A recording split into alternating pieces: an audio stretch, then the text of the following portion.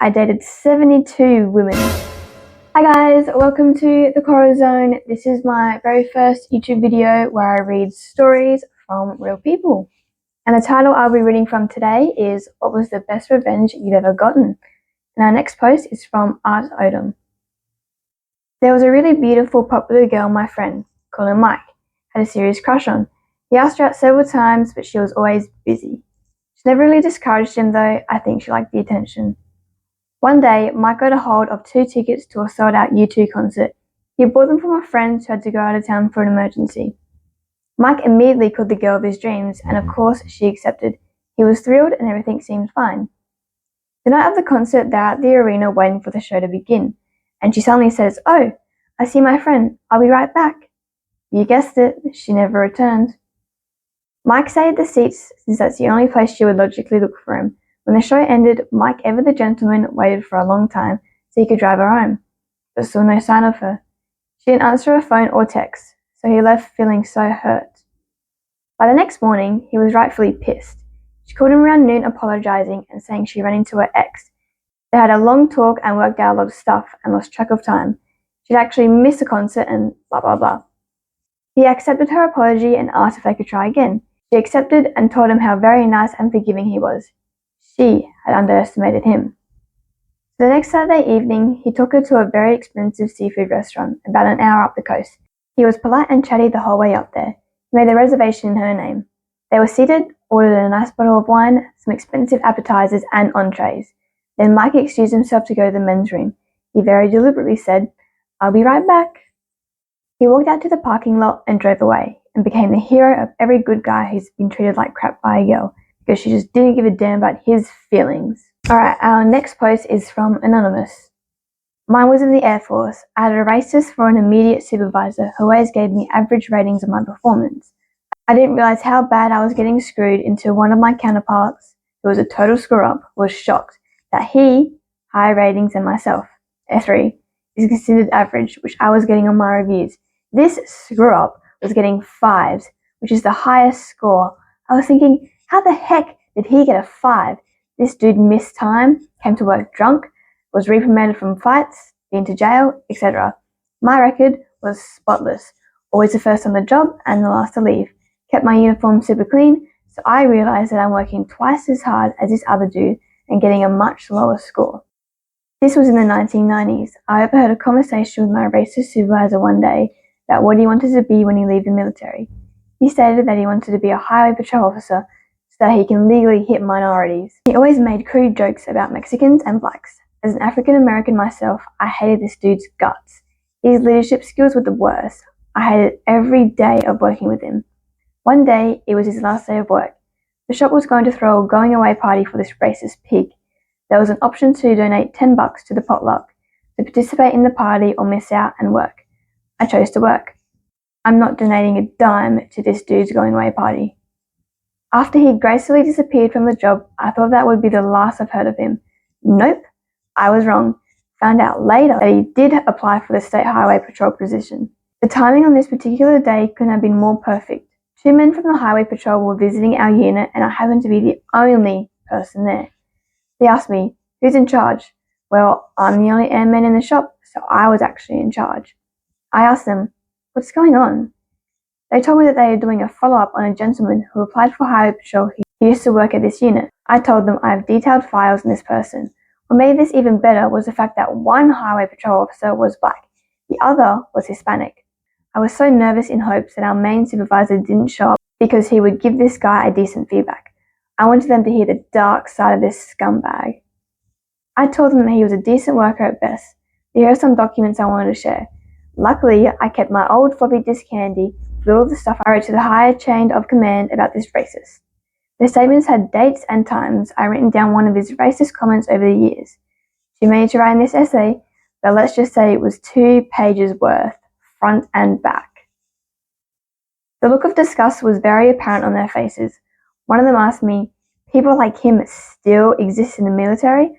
I replied shockingly, "Yes." They asked me, "Did you ever want to knock this dude the fuck out?" Many times I did. To make a long story short, months went by and I didn't hear anything. Then one day I overheard a conversation about my former supervisor being turned down for his highway patrol job and was working at Walmart as a warehouse worker. In all honesty, I take a great pleasure in feeling that my sneaky, swift actions were the reason. Our next post is also from an anonymous. At college, I shared a 3-bedroom house with 2 other people who over time were not always the same too. One housemate was a female, I'm a guy, who I called Bo. She was a spoiled little rich girl but seemed pretty nice most of the time. We had 2 refrigerators in the kitchen, one large one that was originally in the house and we all had shared, and a small older one that a friend gave me before we moved away, which became exclusively for my use, while my space in the larger fridge then became available to the other housemates. Win-win. Even though the house was in a nice neighborhood just across the street from the backside of the university's president mansion, it was pretty woodsy and we did occasionally have a rat problem with them getting into the house, which I solved with rat traps, the regular kind that looked like large mouse traps. One time I caught 2 rats simultaneously in one trap, which seemed so unusual that I wanted to show them to my other 2 housemates, but Bo was so horrified and disgusted that she refused to even look at them and ran from the room to be away from the 2 dead rats hanging from the trap I was holding out. Hers was not any kind of aversion on the basis of thinking it was animal cruelty or anything like that. This was before PETA, and while I was already a vegetarian, mainly for those kinds of reasons, it would still be a few years before I would even meet another vegetarian. So that's how far back we're talking, mid to late 70s. I didn't enjoy killing the rats, but there was no other effective way of dealing with them, so I did what I had to do. Boy was just a squeamish little drama queen who had to make a big show about how disgusted she was by the thought of being anywhere near a dead rat. Fast forward a few weeks or months, I don't remember exactly, and I eventually became aware that Bo was stealing my food. We didn't normally share food in the house, but each bought and made our own. If she had asked nicely, I would have shared with her, or if she was obviously starving, I'd have offered. But like I said, she was a spoiled little rich girl with plenty of money to get her own food, which she did. And she never once asked for any of mine. One time I remember I had just made a plate of steamed fresh vegetables with melted cheese and soy sauce on it.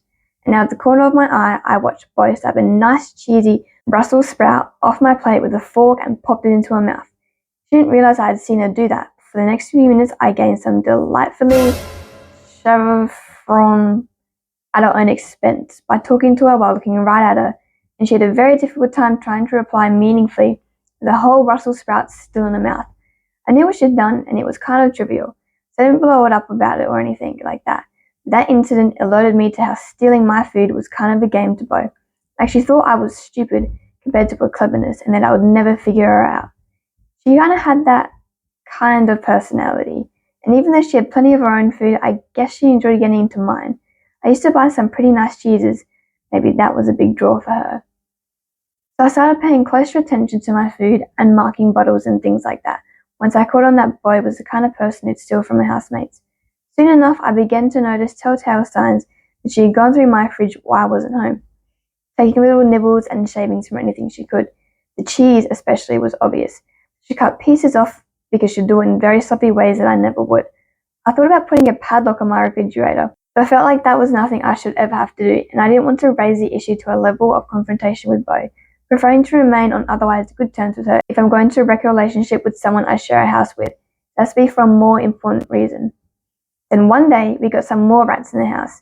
It would be a while before I would discover the entry hole behind the big refrigerator looking exactly like the upside down U you see in the old comic strips. And I caught one in a rat trap when I was the only person home. Suddenly, inspiration came to me.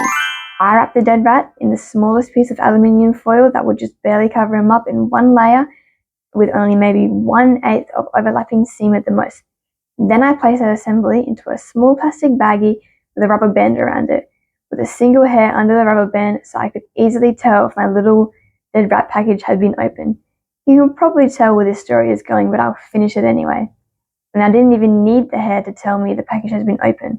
It was only the second day after I'd left it in the bottom of the refrigerator that I came home from school and saw that the aluminium foil was crinkled up and the baggie wasn't wrapped smoothly around it anymore. I only wish I could have been a fly on the wall watching Bo gag in revulsion and suppressing the urge to barf as she rewrapped the package, especially because it required a lot of handling to get the skimpy piece of aluminium foil to cover up the dead rat completely. Even after all these years, I still get a belly laugh once in a while when I think about the discomforts level my thieving food mooch housemate must have experienced. Oh, she was such the entitled little princess. For a little while afterwards, I would put a secret detective hair under the gasket of my refrigerator before going to school in the morning, but it was never disturbed, and my cheese never got chopped on in funny ways either again. So I knew. Boy learned her lesson and stayed out of my refrigerator. She never said anything about the incident either, and neither did I. But she found another place to live within a couple of months. It was nice to see her go. Our next post is from Jerika Coyle. A guy that I was fooling around with wanted things between us to get more serious. I'll call him A. I declined his offer as I had just gotten out of a serious relationship and didn't want to be anybody's girlfriend. In response, A decided to call my work to tell them that I was a total bitch who smoked pot before work every day and that I stole money from the store. My manager Joe laughingly told me about the call when I came in for my shift at 3 p.m. I told him, "No man, she doesn't steal from us. We have cameras literally positioned over top of the registers. We don't do a drug testing, so even if she does smoke, you're wasting your time because I don't give a shit." I wasn't in trouble with my place of employment, but I was still pretty pissed off that A was trying to get me fired. Joe suggested that I call his work. Joe said, "God." Joe suggested that I call his work and do the same. He put the store phone in my hand and said, "Do it from here, so he won't know it was you. Just dial 9 to call out." I considered my options. I really didn't want A to get fired. I was just about to put the phone back down on the receiver and forgot the whole thing. Buzz, buzz, buzz, buzz, buzz. A barrage of texts came to my cell phone, each more insulting and threatening than the next, and all from A. I dialed 9 and called the fast food place that A worked at. I asked to speak to the manager on duty. "Hi," I said cheerfully. "I just wanted to let you know that your employees are really disrespectful and rude. After what happened yesterday, I won't be a customer of yours anymore." "I'm sorry, ma'am. If you could give me some more details, I'd love to see if we could resolve the situation. Can you tell me what happened?" The manager sounded very concerned. "Well, I came in yesterday, and while I was ordering food, the guy who took my order was kind of hitting on me. I tried to be nice about it. I really did. He asked my phone number. I said I wasn't giving it to him because I'm already dating someone. He called me a lying, stuck-up bitch." The manager listened to my whole story. "Oh, sweetheart, I'm so sorry. Can you describe him to me? Do you remember his name by chance?" "Well," I paused for dramatic effect. My manager Joe was sitting next to the phone listening in. He was a short, stocky guy with blonde hair. I'm pretty sure his name was A. I wasn't going to complain about it, but after I left, I couldn't stop thinking about how rude he was. Then I started thinking that if he had been that way towards me, there had to have been other women that he spoke to the same way, and I just couldn't hold it in anymore. "So you decided to call in the complaints," the manager said. "I totally understand, and don't you worry about a thing. You won't be speaking to anybody else like that again. Thanks for calling in, hon." The next day, I got a call from A raving about how he'd been fired from his job, and he knew that either I or his baby mama had something to do with it. The best part was that he believed me when I said I had no idea what he was talking about. Our next post is from Marlon Brandy. My wife of 30 years decided to divorce me to become an intern in Washington, D.C. No reason, just wanted the divorce. When I asked her how long she wanted to leave, she said the last 10 years. When I asked her why she waited 10 years of her life, she replied, "Because I wanted to wait until you made enough money that I could live comfortably on my half." True story. 10 years. About 3 weeks after she moved out, I met a 24-year-old woman with a daddy complex. Beautiful, a pole dancer and model. Dumb as a stone, but very clever. I had more sex in a week than I did in the last 10 years of my marriage. The girl actually fell in love with me. Unfortunately, it was my ex-wife's best friend's daughter. Damn. It drove my ex-wife and the friend totally insane. It drove my ex to marry a guy 16 years younger than her, just to know I could do it, she said. Another divorce for her. I bought my obligatory 2 motorcycles and traveled the world with this young girl. I finally had the life I dreamed about as a kid. Eventually, the issue of marriage came up and I had to bail. A 32-year difference in age was just too much to overcome. Afterward, I dated 72 women before meeting my current wife, a fantastic woman, All through this time, my ex was miserable as she watched me earn back the money she took several times over and saw me as happy as a clam. I sent her a card thanking her for divorcing me and allowing me to finally have a happy life. She is still a miserable chunk of protoplasm.